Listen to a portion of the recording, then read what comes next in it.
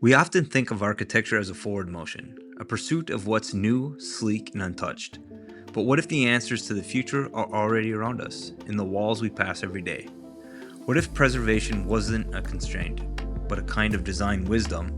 In this project, we explore preservation not as something passive or nostalgic, but as a powerful design framework, one that carries embedded memory, material richness, and spatial intelligence, not to freeze time, but to extend it.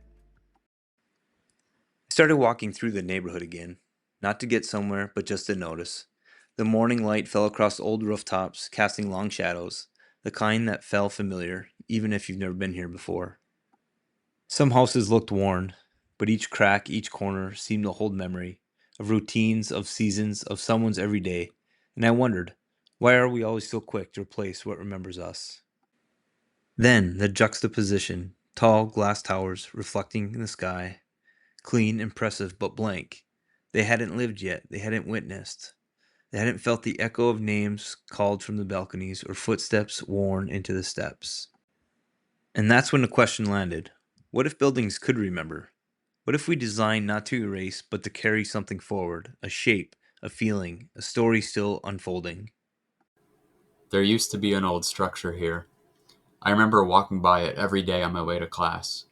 Its bricks were worn, the windows dusty, but it had a presence, like it remembered you each time you passed. Now, that building is gone, fenced off, replaced by something shiny and new. Modern? Yes, but also quiet. It doesn't carry the same echo. The new walls don't know the stories that used to live here. People talk about progress, about efficiency, about making space. But when we clear away old buildings, we clear away the rhythms of memory, the spaces where people gathered, where laughter echoed, where community was formed. It made me wonder, what if preservation isn't about stopping change? What if it's about guiding it? Could those old drawings and aging walls guide us in finding a way to preserve historical cultural identity while still being innovative for the present?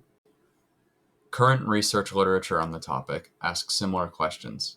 A study by Serbian architects in 2015 said that with the intensive development of modern techniques in architecture, how to preserve a building that represents cultural heritage in an authentic state and inspire it with a life of modern building adapted to new purpose is becoming an increasing problem.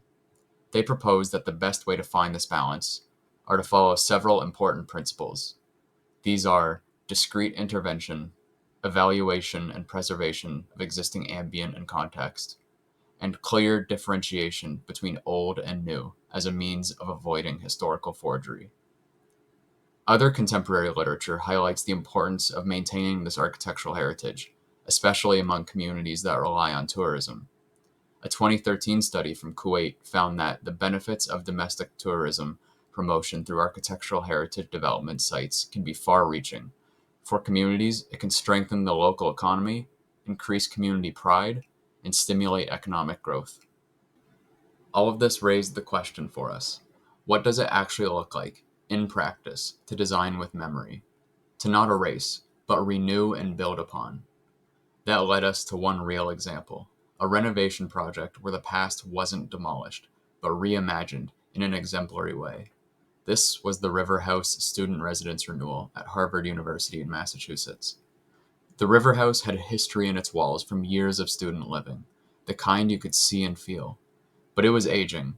Worn bricks, dim corridors, and a quiet courtyard that once brought people together had faded.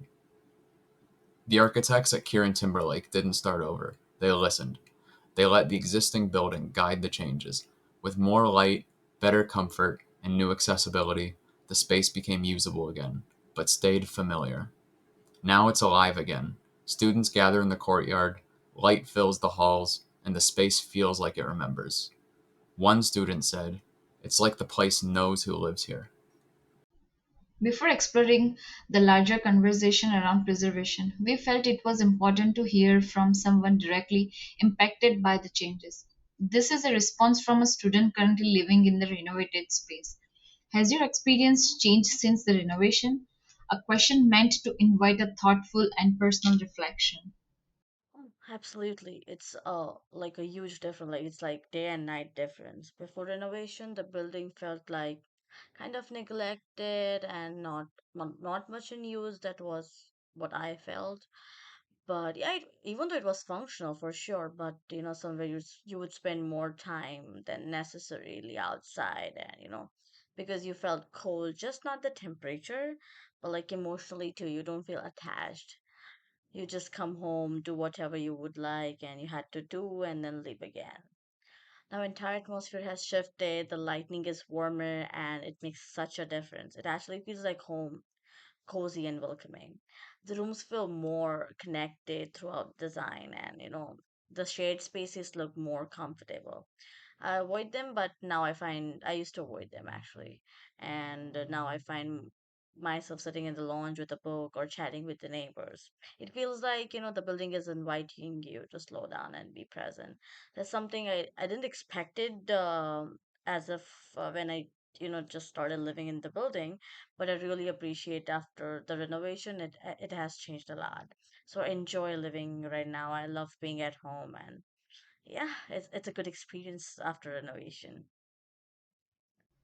Preservation today stands at turning point. Some projects succeed, others erase too much, replacing history with the blank, impressive spaces that lack soul. The tension is clear. How do we move forward without wiping memory clean? Can we build can buildings hold stories, not just serve function? These are the questions shaping preservations now. This is where our work begins. Listening what already is in there, exploring how materials and spaces carry memory and how that memory shapes futures. Preservation isn't about freezing time, it's about care, continuity, and reimagine without erasing it. There is something powerful about watching people walk by the same walls their parents and grandparents did. Some pause, point, tell stories because the space remembers with them. These buildings aren't frozen in time, they have evolved. But when we erase too much, we also erase belonging. When we fold the past into the present, people don't just use the space, they feel seen by it. Preservation isn't about freezing time, it's all about carrying it forward. When we preserve memory in design, we preserve connection, identity, and care. We are sending at a choice point. We can keep clearing the past away, or we can build forward with the memory in mind. Not to freeze time, but to carry it forward. Because when we treat heritage as a beginning, not an obstacle, something powerful happens. We make space for both memory and imagination. We invite the past to walk beside us as we shape the future. Innovation doesn't always begin in silence, sometimes it begins in listening. And maybe the future we are chasing is under our feet. In the bricks, the corners, the echoes, we have to just look at closely enough. Preservation isn't holding on to the past, it's about building a future that remembers. A future where we design care, not just a form, where innovation and memory work together, not against each other.